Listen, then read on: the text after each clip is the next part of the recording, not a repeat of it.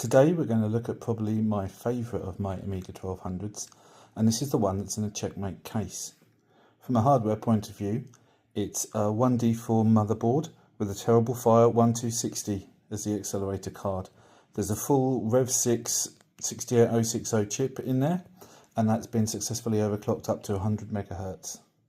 There's an 8 gig compact flash card you can see coming out of the front.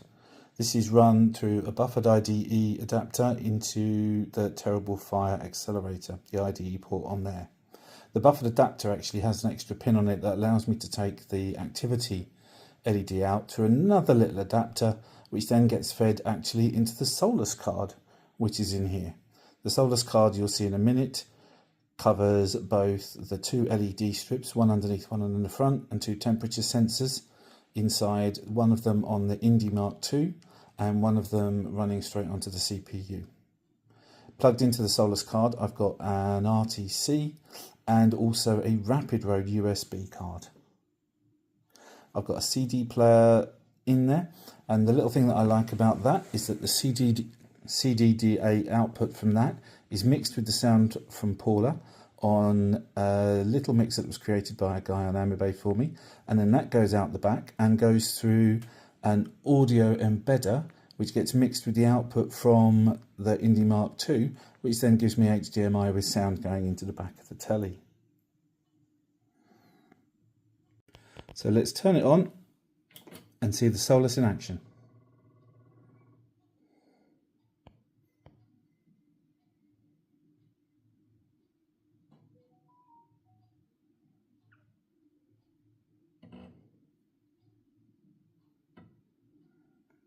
The blue looks much stronger on the video than it does in real life.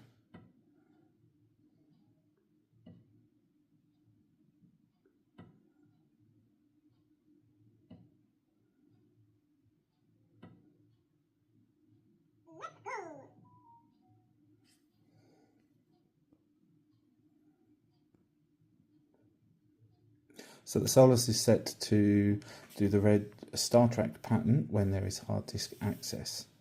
What I like on here, you can also see at the top, or you will be able to in just a minute, that we've got various environment variables set up. So it says online because it's actually connected to the internet already. That's done with Rody. It gives you the speed that I've got the 060 clocked at. That's done through little batch files, which set an environment variable there, and you can see the temperature from the two temperature sensors that are on the Solas board. From a software point of view, most of what I use this for really is games. So I run most of these through iGame,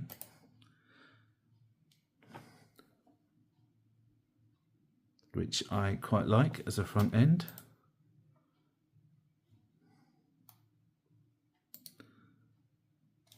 Also, I can play Quake AGA on this. However, I have to up the overclocking to about 100 or 94 MHz to make it quite fast. Most of what I do is then through the tools menu over here. You can see I've got the options for setting up the various speeds on the Terrible Fire card. There's Rody, so you can see if you're online, the Solas control software. In addition, when it's online, if I put a CD in to play, if it doesn't know the CD, now it actually does already know this CD, but when I run and I use ACD play, what you'll see is that it downloads the information for the CD, including the tracks and artist's name.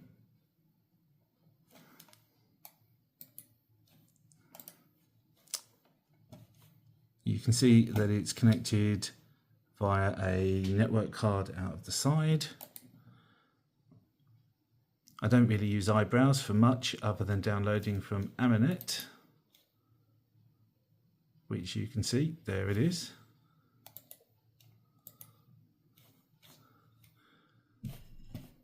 And I run your fairly standard version of Dopus.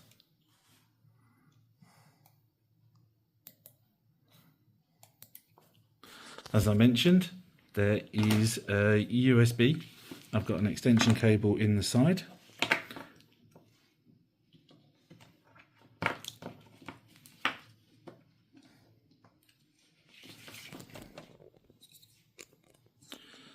so that when you plug in the USB,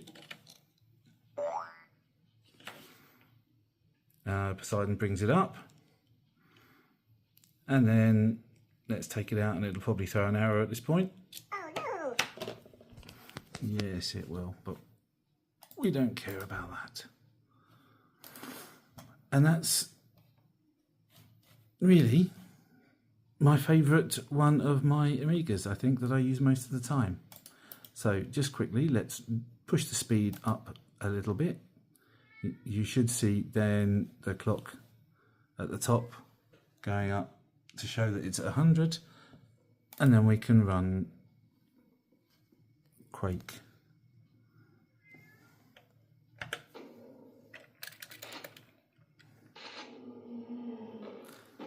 But anyway, that's enough of that. Thanks for looking.